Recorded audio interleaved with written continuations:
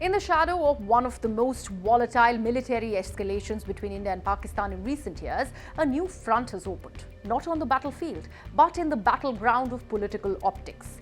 From Punjab to Pasrur to Doha, three leaders, Narendra Modi, Shehbaz Sharif and Donald Trump, have made high-profile military-themed appearances, but behind the photo ops lie deep strategic narratives.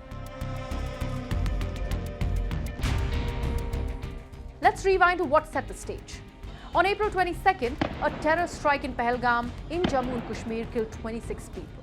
What followed was a week of high alert, airstrikes and retaliatory fire.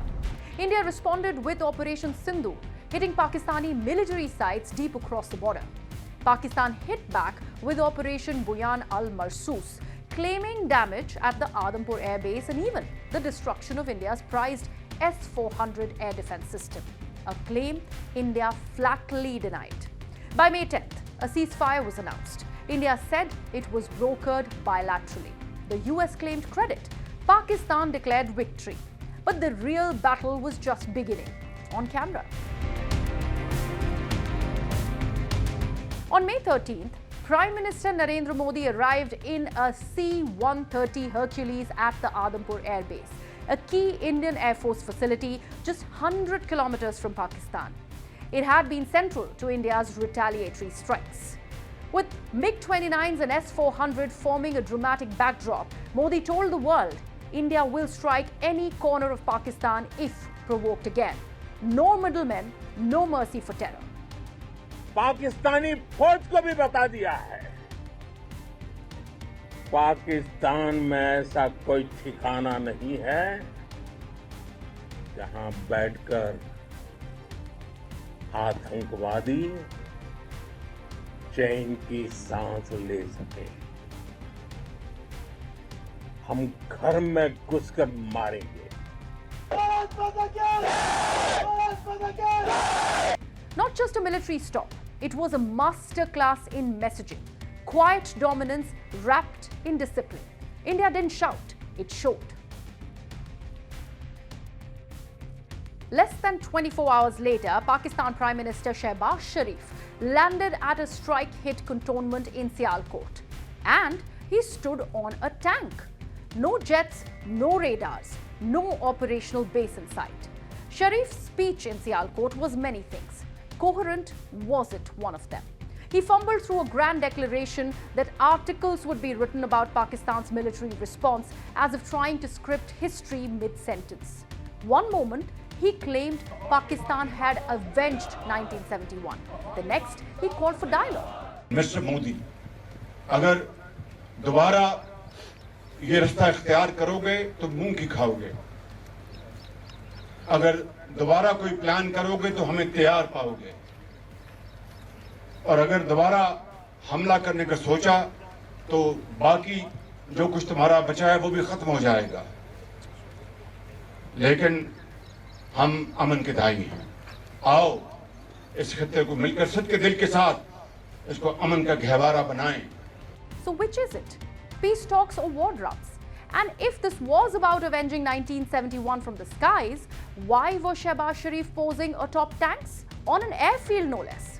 The symbolism was as muddled as his message. Social media called it a TikTok PR stunt. Military analysts called it damage control after significant hits by India. Then came Donald Trump. On May 15th, the US president, touring the Gulf, addressed American troops at the Al Udeid Air Base in Doha. The same day, he claimed he had personally helped prevent a nuclear war between India and Pakistan. Missiles of a different type, he said, had nearly brought the region to the brink. And his team, featuring J.D. Vance and Marco Rubio, had saved millions of lives. India has maintained from the outset the ceasefire was brokered at military level.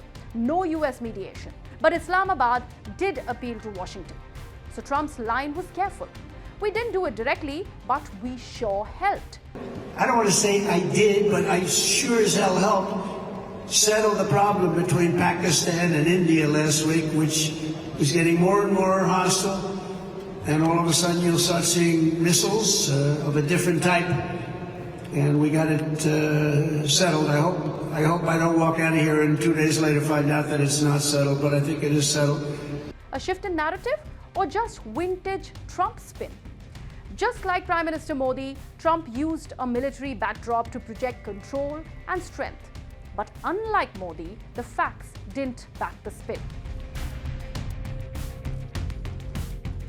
So what does it all mean? These high-profile appearances serve dual purposes.